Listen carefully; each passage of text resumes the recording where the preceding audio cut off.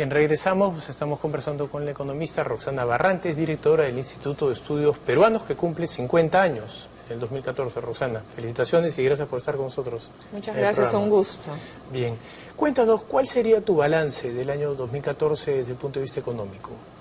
Yo creo que el año 2014 ha sido un año donde hemos perdido varias oportunidades de hacer las reformas necesarias para efectivamente fortalecer nuestra aspiración de juntarnos y ser parte de la OECD. Si bien hemos firmado este acuerdo, que es un paso bastante significativo, hay un conjunto de reformas que no se han realizado, no ha habido iniciativa por parte del Ejecutivo y que son necesarias porque de otra manera no vamos a tener un crecimiento económico sostenible, un crecimiento económico sólido. Correcto. Los economistas hablamos mucho de la elasticidad, que es la relación básicamente entre dos variables, ¿no? Y tal vez la más importante por la que hemos transitado en los últimos 20 años ha sido la elasticidad, la relación entre el crecimiento económico y la reducción de la pobreza. Algunos piensan que a partir de 4% recién uno puede comenzar a reducir pobreza en el Perú, en el caso peruano. Este año estaríamos creciendo al 2.5%, con lo cual podríamos estar atentando contra justamente uno de los grandes beneficios de estos últimos 20 años. ¿Cuál es la perspectiva del IEP en este tema? En el instituto estamos trabajando en un conjunto de temas alrededor de vulnerabilidades.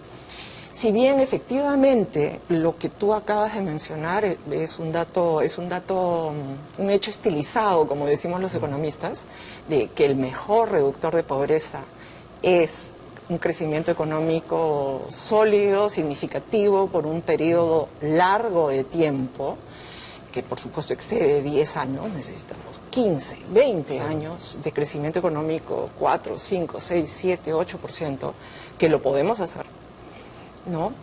También es cierto que las desigualdades de las que estamos partiendo son desigualdades que requieren una política social, como de alguna manera ha tratado de ser implementado por este gobierno, una política social que se base en derechos, que iguale a todos los peruanos en un punto de partida similar, ¿no? Entonces, junto con reformas por el lado de fortalecer las instituciones que sostengan un crecimiento económico sólido, necesitamos políticas sociales que igualen a todos los peruanos en el mismo punto de partida. Esto parte básicamente de la idea de lo que llaman la lotería al nacer, ¿no? Que uno no decide en qué cuna nace, en qué distrito, en qué ambiente y a partir de eso en qué expectativas de futuro. No es lo mismo nacer, pues lamentablemente, en San Miguel, en Lima, que nacer en las alturas de Puno o de Huancavelica, ¿no? Exactamente, y eso es algo que como nación tenemos que atender y abordar de una manera seria, porque una mujer que ha tenido desnutrición infantil, que tiene hijos, ¿no? Va a trasladar parte de esta... Las grandes posibilidades y probabilidades son que eso va a ocurrir, digamos, en la próxima generación. Entonces, ¿no? las políticas que buscan reducir la transmisión intergeneracional de la pobreza son políticas que necesitamos hacer las políticas de Estado y no solo que sea como es ahora. Bien, yo estoy de acuerdo, una política que pueda trascender al actual gobierno y que no se vaya a identificar al actual gobierno, que tiene un horizonte claro en año y medio, con un conjunto de políticas que son necesarias para tener esta nación de ciudadanos, ¿no? Con pleno ejercicio de derechos a la que aspiramos los peruanos. Ahora, los países en vías de desarrollo enfrentan problemas muy complejos, ¿no? Y tal vez el más mencionado recientemente es la trampa de los ingresos medios, ¿no? Un país cuando está en niveles de pobreza, tal vez como estábamos nosotros antes de los 90, en los 80, 70, es muy fácil, si es que hace algunos ajustes, dar ese primer salto de crecimiento y estar en lo que llaman la franja de los ingresos medios, pero para salir de esa franja se hace necesario una serie de reformas muy importantes. Entonces ahí es donde las decisiones de políticas públicas juegan un rol importantísimo porque por un lado tienes que promover el crecimiento económico, pero por otro lado no puedes tampoco dejar atrás poblaciones que están en extrema pobreza. Eso es un poco lo que hemos hecho, pero efectivamente faltan las reformas importantes para salir de la trampa de los ingresos medios. ¿Cuáles serían para ti las 3 grandes reformas o las 4 grandes reformas que tenemos que hacer a nivel de este problema? Efectivamente, el tema de la denominada trampa de ingresos medios es un tema crítico y nosotros estamos precisamente en el nivel de ingresos medios, donde estamos en una coyuntura crítica para poder despegar y acercarnos más a la OECD. Si me permites interrumpirte, que no es fácil salir, ¿no? Hay un estudio que acaba de hacer, no me acuerdo si es McKinsey, sobre 147 países que han estado en ingresos medios desde los 60 hasta la fecha, solo 13 han podido salir de la trampa. O sea, las probabilidades son que te vas a quedar, no que vas a salir. Exactamente, ¿no? Es más probable que nos quedemos. ¿Qué cosa me parece crítico? Y es parte de la agenda de investigación que estamos haciendo en el instituto en este momento. Políticas de seguridad. En este momento la seguridad está totalmente privatizada. Y cuando la seguridad de una persona está privatizada, los costos de transacción para todos nosotros son altísimos. ¿A qué te refieres por privatizada? Nosotros tenemos que asumir, le tenemos que poner una reja a la casa, tenemos que poner 5 alarmas, tenemos que... O sea, mejor dicho, estamos desprotegidos de la seguridad que nos puede brindar el Estado. Además, porque el Estado, en tanto tercero con poder de coerción y que tiene el monopolio del uso de la fuerza, nos puede brindar la seguridad de una manera más eficiente que si cada uno va con 4 carros de seguridad protegiendo tu camino. Además, porque no es posible.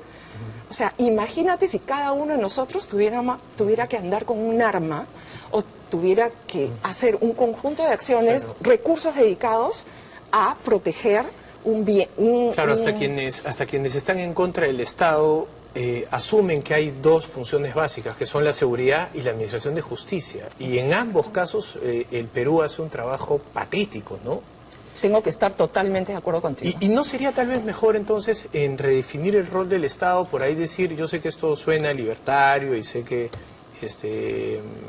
no les gusta a muchos hablar de la reducción del tamaño del Estado, pero en verdad, si no está haciendo lo básico, lo esencial, y podemos ampliarlo también a ciertos otros servicios que no serán pues de un programa netamente liberal, pero que son evidentemente necesarios para el desarrollo de los peruanos, que son por ejemplo educación y salud. Pero ¿por qué no abocarnos a estas 4 cosas y no estar entonces pensando en redefinir el rol del fútbol peruano? O si debemos nosotros de estar promoviendo, no sé, aspectos que no necesariamente calzan con estas necesidades básicas. Mira, justo el Banco Mundial en los 90, en uno de esos informes, clasificó los tipos de intervención del Estado, según se atendían los temas de eficiencia o de equidad, o si las intervenciones eran mínimas, que es precisamente seguridad, administración de justicia, estabilidad macroeconómica. Esa la tenemos. La descarto porque es lo único en lo que estamos viendo. Sí, básicamente estamos de acuerdo ahí.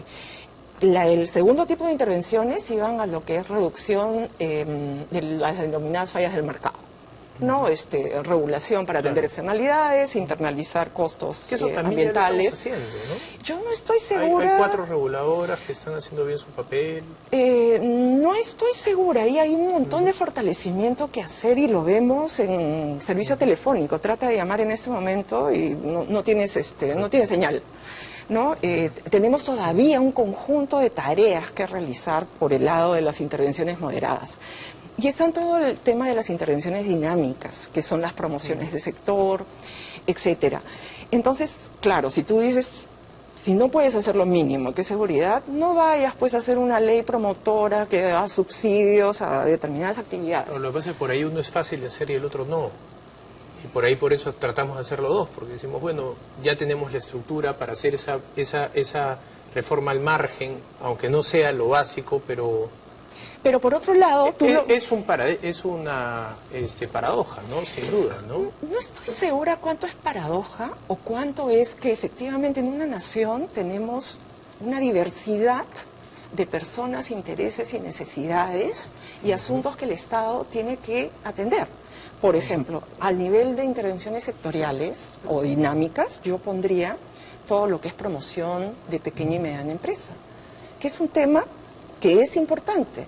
Necesitamos formalizar, necesitamos que cualquier emprendedor se sienta que el Estado es su aliado. Correcto. Y no su antagonista. Y no que, ¿para qué me formalizo si después viene la municipalidad Correcto. a pedirme la licencia? Viene el INDECI a decirme que la puerta es muy angosta. Viene... Bueno, esas son malas regulaciones, pues, ¿no? Son regulaciones que pueden mejorarse. Correcto. Porque también es importante que trabajadores y ciudadanos estemos protegidos. Correcto. Vamos a hacer nuestra primera pausa. Estamos conversando con Roxana Barrantes. Una pausa y regresamos. Bien, regresamos. Estamos conversando con la economista Roxana Barrantes, directora del Instituto de Estudios Peruanos. Vamos a hablar ahora un poco sobre las perspectivas para el año 2015. Roxana, no sé si concuerdas, pero para mí la más grande o la más importante reforma que ha hecho este gobierno ha sido justamente en lo que es programas sociales, la producción de un ministerio como el MIDIS. Hablo de producción porque se ha creado y porque se ha creado más bajo estándares técnicos, ¿no? que sacan al gobierno del papel, por más que se tomen la foto inaugurando una que otra cosa, pero bueno, digamos que pone a un sector que podría ser políticamente usado de una manera mucho más grosera en manos técnicas.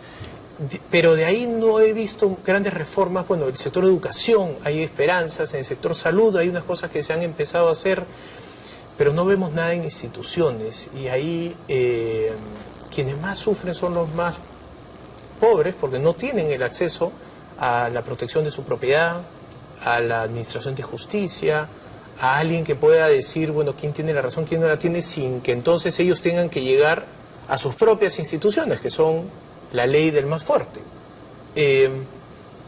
¿Qué optimista o qué pesimista o qué tan pesimista eres respecto a esto en lo que queda de este gobierno? Bueno, lo primero es estar de acuerdo contigo. La creación e implementación del Ministerio de Desarrollo e Inclusión Social es uno de los puntos, es un triple check que le tenemos que hacer a este gobierno.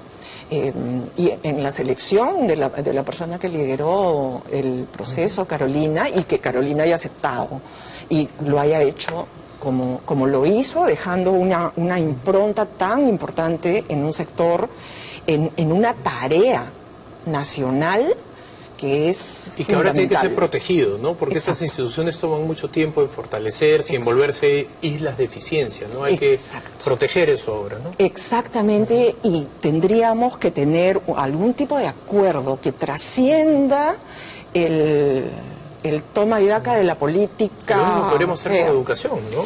Ahí también quiero destacar y estar de acuerdo contigo, el impulso que en este momento le está dando el ministro Saavedra al sector es impresionante. Y además, viendo la educación en tanto derecho, pero para formar ciudadanos para el mercado laboral.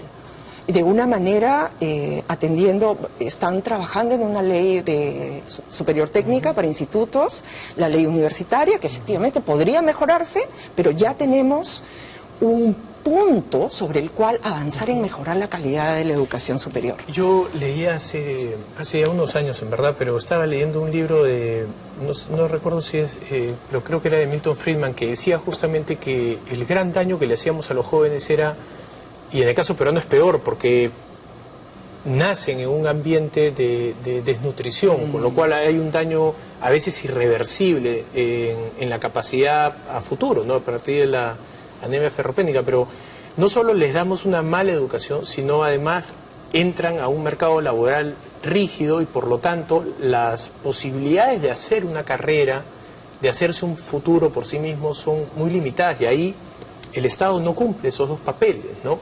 Lo estamos viendo ahora con la ley de trabajo juvenil. Los jóvenes no lo aceptan, no significa que estén en lo correcto, pero no lo aceptan y no se ponen a pensar que a quienes más perjudican son justamente a quienes han sido más desfavorecidos a la hora de nacer en ambientes donde no ha habido pues una buena educación, una buena alimentación, y que para entrar al mercado laboral compiten con personas que así sean de clase media, para no hablar de clase altas, están mejor educados, están mejor nutridos, están mejor dispuestos a asumir tareas y trabajos y por lo tanto van a ser más productivos. Ahí tenemos un claro dilema, ¿no? Porque las políticas que se están implementando tanto en salud como en educación van a tener un efecto de aquí a unos años.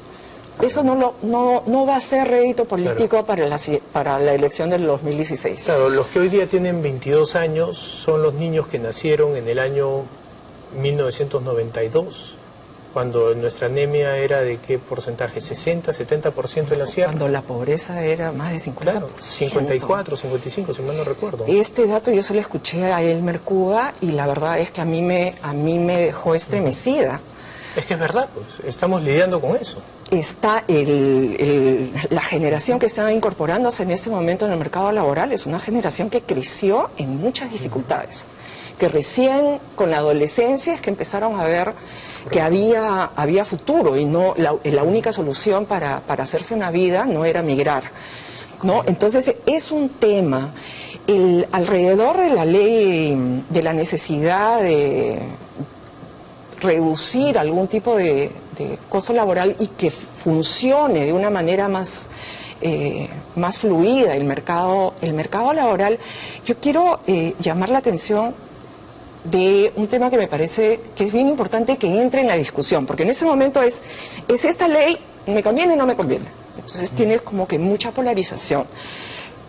Cuando lo que está en juego desde mi punto de vista es sí, necesitamos ir hacia reducir costos laborales adicionales que tenemos que asumir trabajadores y empleadores para brindar un nivel de calidad de vida a los ciudadanos. Esa discusión es una discusión respecto de la productividad, del capital humano, etcétera. Otra discusión es el contrato social que hacemos los ciudadanos con el Estado y que se plasma a través del pago de impuestos y que el Estado nos brinde y asegure servicios que nos den seguridad y reduzcan nuestra vulnerabilidad. Por ese camino, lamentablemente vamos a terminar fomentando el no pago de impuestos, porque en verdad... Pero tenemos que plantear la discusión para llamar tanto a la eficiencia del Estado. Correcto. Y además... Falta un gran debate, ¿no? Un debate más profundo que si la ley va a los jóvenes o no. Correcto. Rosana, se nos ha acabado el tiempo. Te agradezco muchísimo por tu visita. A ti, Juan José. Gracias. Gracias. Bien, vamos nosotros a una pausa y regresamos.